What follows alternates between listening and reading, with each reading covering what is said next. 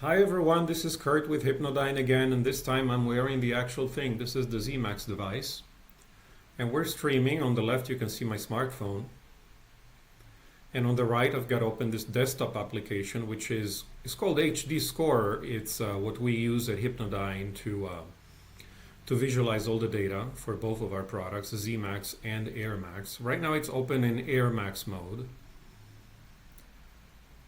It's, I suppose, the first time I show the app live, so let's just very quickly go through all the signals that we're able to see. The purple one is the breathing. 2 thermistors. In green, the accelerometer. The PPG, this is actually the SpO2 sensor, it shows you the PPG as well, is here in orange. And below that we've got the microphone, noise level, and the light intensity. These two are acquired at the phone, not at the device. Now normally there's a string that you can add supplementally just to keep it in place when you're sleeping, but if you're not sleeping it just stays on like this. So as the first time, I find it very interesting to look at the saturation during breath holding, because that gives you kind of an idea of what happens when you're asleep and you're having apneas. And if you're just reading 92, 94, you don't know what that means. So I'm going to do a test holding my breath, and I guess you can't really see. You're going to see it from my expression. By the time you reach 92, I don't even know if I can get there, but it's brutal. You really feel like you're suffocating when your saturation goes down even a few points, because it actually doesn't start going down for a long time. So I'm going to start holding my breath. We'll do that once just to show that it's calculating correctly, and then we'll move on to the apnea detector, which is what I wanted to showcase today. So it works better if you exhale all the air out, so the desaturation can happen quicker. So I'm going to do that right now.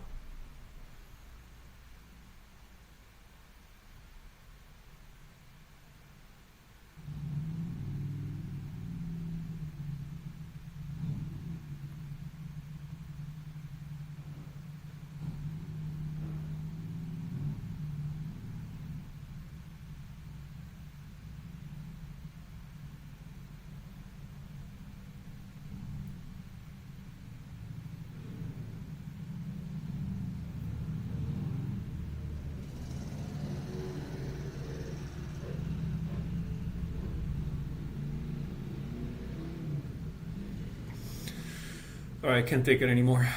That was it 97? I guess it did go down too. See, it keeps going down even when you start breathing again, because the signal is delayed by the fact that your blood is a buffer. So it takes a long time to go down, and then it takes some time to come back up. So I'm not looking at too many screens, so I can't tell exactly how low it went. You can probably tell because of this number here on the top left. But the last number I saw was 97. Maybe it went down a little bit more. Maybe it went down to 95. But it's brutal. So why did I do this? It's because when you look at a night's data and you see, oh, it's dipping to 95 here. Oh, it's dipping again. And you see that pattern happen dozens and dozens of times. You should not be mistaken in thinking that that's just a number that's going down. Your body's suffocating. So I don't know how anybody can sleep through these things and how you can not wake up when they happen, but that's how it happens. So now let's go to our algorithms. The best thing that you can do is use the app to collect a night's data. Because when you have the data, and I'll move this out of the way, when you have the data, then you can come in here and you can analyze it. So there's this new button, apnea detector, and you can optimize the display and hide some of the things that you don't want to see. And we can see, just with the default settings, what we find. Now to look at apneas, you can move through these markers. You can see them all over the place in this case. And they keep happening and they keep happening. So when you see something like this and you measure the number of seconds, that is, it's almost a half a minute. And then you can go down and look at the SpO2 before 99.78 to after 93. But I showed this all in my last video. The new, excuse me, I still have a cold. The new part that I wanted to show here is this automatic marking of the apneas. There's a lot that you can configure. You really shouldn't touch anything. It's already, because the breathing and the accelerometer, they're not really signals that are specific to the person. So I don't suppose that anybody's ever gonna have to change these settings. They're there if you need them, but I don't think anybody will really need to change them very much. So the default works just fine. And there are two modes. This is very interesting. So offline, it tries to, for statistical purposes, it finds the broadest possible beginning and end time of the apneas, okay? So it just shows you the full area where the signal from the breathing went flat. Online does something different because the app has the ability to stimulate you at several points during the apnea, but because it's real time, you need a little bit of time for the app to recognize that, the signal went totally flat. And this is configured as 5 seconds and it works well. But that means that in online mode, and I'm going to click, we're going to simulate what the phone is going to see as if this recording was happening in real time. And you see that we have a new marker track. And this one is shorter. So this is the full. We can change the color so that they're easy to recognize. Let's make it so that white is the statistical mode and the real-time mode we're going to have in yellow. So you see this one is shorter, but why is that? That's because it's telling you that when you set the stimulation mode on the mobile, if this was a live signal, by the time it gets here, it already knows you're in a flatline state and it can start stimulating. So the important part to note is that the algorithm works pretty much exactly the same. It is just that it's a little bit, there's a lag, obviously. Now, when you've convinced yourself that all these settings are optimal, you can send them to your phone. The easy way is to output the QR code, which is in a different window, so the OBS is not showing it. But never mind, it's showing a QR code. If you scan it with the mobile, then you can have all those settings inside your app. And in the app, when you go to detection settings, see import from QR code, reset to defaults. Now you can also run the simulation. You don't need to use the desktop app. You can run the simulation if I disconnect. So right now it's not getting data from the device anymore, but what it can do is if you go to the files, I'm going to open that same file that we were looking at and go to replay. And this shows you the file as if it was coming in live. So based on this, then when you have stimulation enabled, you can see that this is stimulation. You can scroll to any part of the recording. So for example, let's do a practical example. Let's say that I have an apnea or flatline condition at, let's see, how many seconds is that? 22127. So I go here and I wait for it to happen with the same parameters. So we'll see if it detects it. There. So that red mark shows that we're inside a flatline region. And that little click, I don't know if you can hear it because that click is one of the configured parameters for the stimulation. So let's go to stimulation settings. The four types of settings. The first one is one of the default sounds. This is just a sound playback that happens on the app. But also you can have a vibration on AirMax, on the nasal device. Now I took it off, so that's not going to work. But you can also have the mobile vibration. So you can do one of four things, and then there's custom sounds. If you want to use a custom sound, you can do that as well. Each of these stimuli are set to happen at a specific number of seconds after the detection of the flat line. So in most cases, you don't want to start at 0. You probably want to have, so if the detection starts at 5 seconds, that's the lag from the beginning, you probably want to give it another 4 seconds and start with something very mild. Then you want to add something else just in case that the flat line is continuing, so you haven't resumed breathing or moved around. Then you want to add something a little bit more intense. So if it's a sound, you can change the volume. And if it's a vibration, you can make it stronger. Now remember, this is it can potentially be a very long sequence because there's apneas up to 30, 35 seconds in my experiments with one particular subject whose data we're looking at right now. So you can have up to 10 different stimuli. And the idea is to have them increase in intensity the more the time goes by without the flatline condition being reversed. So the idea is to find the smallest possible stimulus that doesn't bother you too much but causes you to move around. Now, how do you know what the exact stimulus is? Well, you do some tests. For the stimulation, all you can do is do some tests and see. But for the detection, that's much easier because once you're playing here, you can also just click Create Markers, and that runs very quickly to the end, and then it lets you share these markers. And these markers are something that then I can open from here. Let's see, App Markers. So that last line that you just opened there, the bright white one, that was created from the app. So as you see, it's not necessary to do it. There's very, very subtle variations between the online mode from the desktop app and the actual app. It's just a few milliseconds, but that's interesting because at least you can verify that it's working exactly as intended. And if you're doing the stimulation, then here you would see additional markers that would show you when the stimulation got delivered. For example, now I'm in manual mode, so I can just manually add a new marker, but imagine it was something like this. So you wait for 5 seconds. Actually, no. So let me not get confused.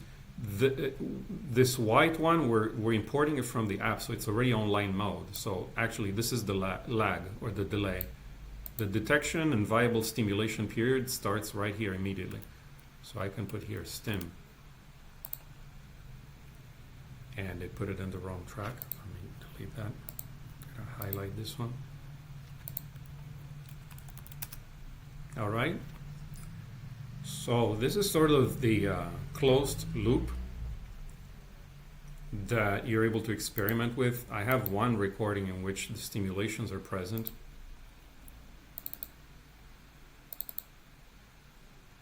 I think I already showed this the last time. So it's not going to be anything new. In fact, I don't even know if it still works after all the improvements.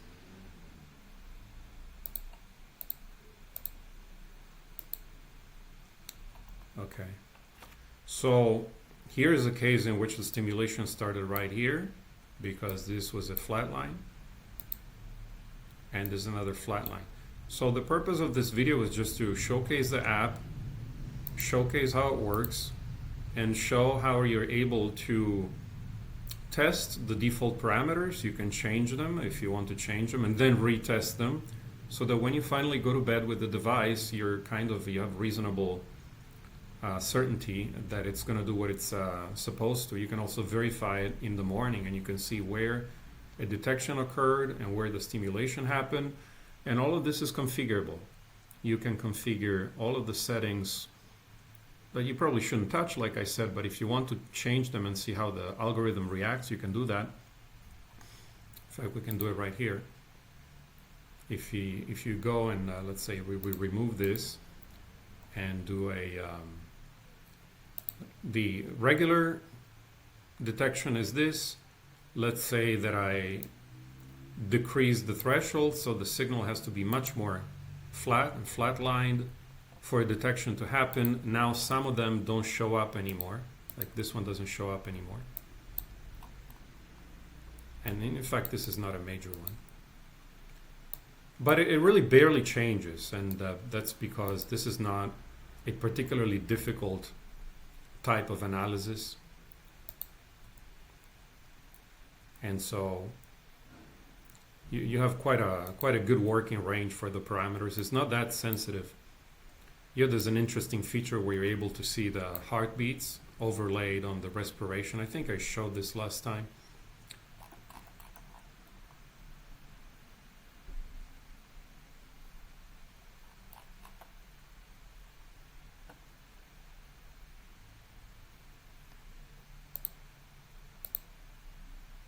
I'm going to do some more tests with the device. To put it on is very simple. This, make sure your nostril is all the way down, and then squeeze it a little bit so that it's got some pressure. And that's it. Now you've still seen the streaming data. I'm going to stop that and reconnect. Go to live mode. There. As a test, we can go to the stimulation and test what these things do. If you go to AirMax, it's vibrating. I don't know if you can hear it. Let's give it the maximum vibration. I don't know if you can hear that, but it's vibrating. Okay, and then, oh sorry, I wanted to save that actually. So, let's have the default sound so that you can hear it. Hope you can hear that. So I'm going to hold my breath, but first you got to click record and then go to stimulation. So now the stimulation is active, so I'm going to hold my breath and you will see that it starts the stimulation protocol.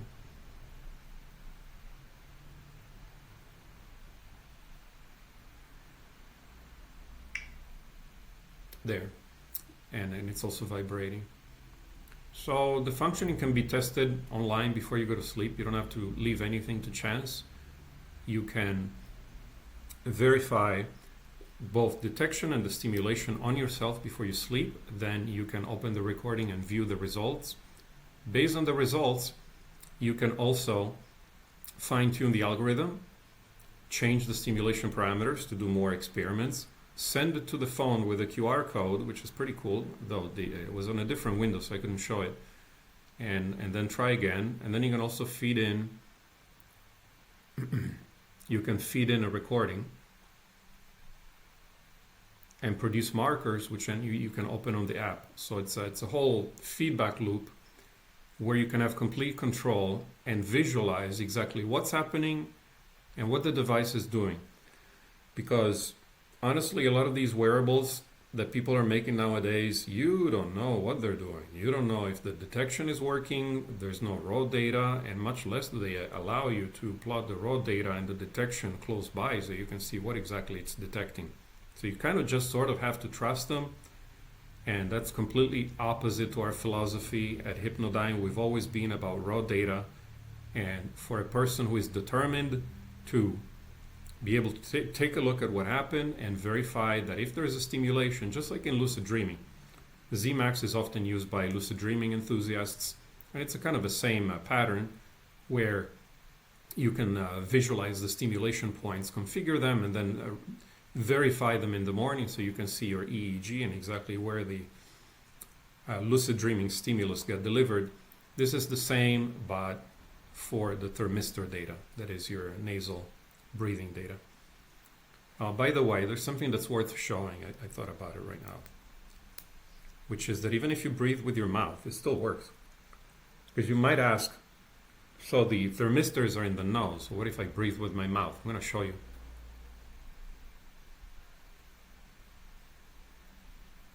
I'm breathing through my mouth right now.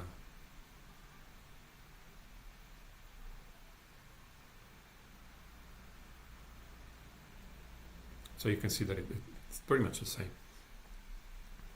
All right, that's all I had for you today. Enjoy the rest of your day, and thanks for watching.